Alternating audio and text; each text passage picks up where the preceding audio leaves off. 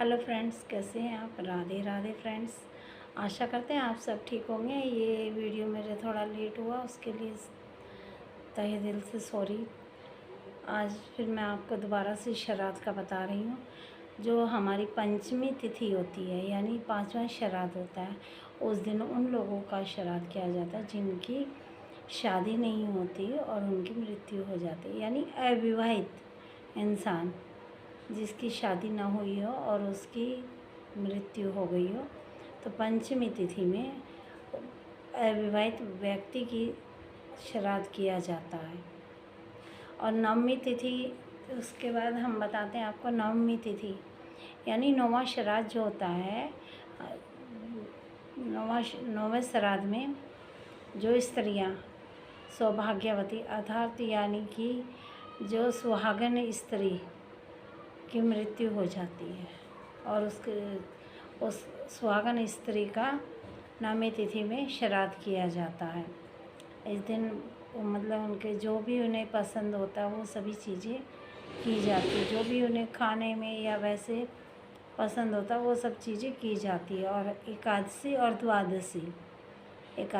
द्वादशी को साधु सन्यासियों का श्राद्ध किया जाता है, जिन्होंने गृहस्थ आश्रम को बिल्कुल त्याग दिया हो और वो सन्यासी बन गए हो, मतलब मोह माया से परे हो गए हो, तो उनका एकादशी और द्वादशी को श्राद्ध किया जाता है। उसके बाद फिर हम आते हैं चतुर्दशी, यानी 14वां श्राद्ध जो होता है, चतुर्दशी का जो श्राद्ध होता है।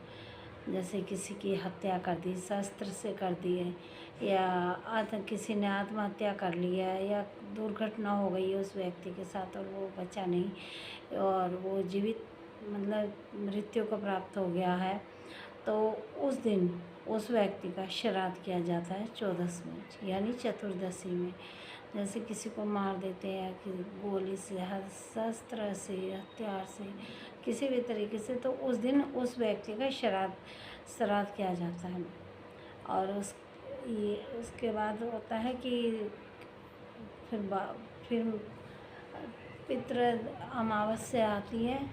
कई बार हमें तिथियाँ याद नहीं रहती, हमें ये ध्यान नहीं रहता कि हमारे देव पितर मतलब किस तिथि में उनका श्राद्ध पड़ता है या नहीं।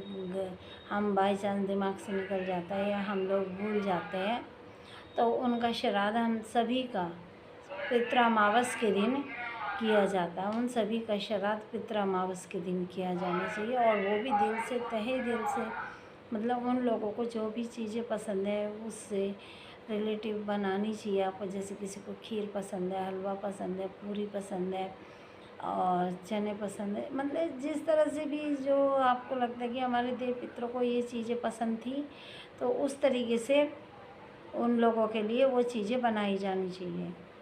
और जैसे पहला ही जो प्रतिपदा होती है, जो पूर्णिमा के बाद का पहला जो श्राद्ध होता है, वो नाना नानी का होता है।